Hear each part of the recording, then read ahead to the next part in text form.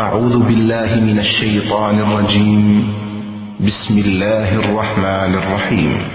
بناوي خداي بخشند و مهربان، بناوي او خداي كانغاي رحمتو سوزو بزيا. الحمد لله رب العالمين.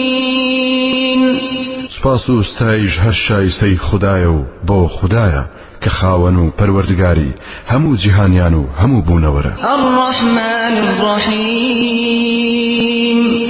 بخشندو دلووانا کانگای رحمت و مهربانیه.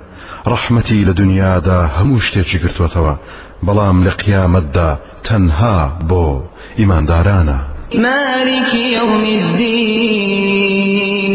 خاوەن و سەرداری ڕۆژی پاداشت و سزایە، پادشای ڕۆژی قیامەتە کە دادپەروەری ڕەها و بێسنووری تێدا بەرپا دەکات. إياك نعبد وإياك نستعين.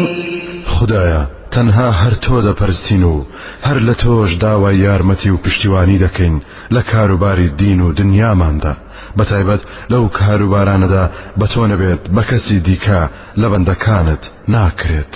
اهدنا الصراط المستقيم. خدایە بەردەوام ڕێنموویمان بفەرموو بۆ ئەم ڕێبازی ڕاست و دروستی ئیسلامە. صراط الذين أنعمت عليهم غير المغضوب عليهم ولا الضالين.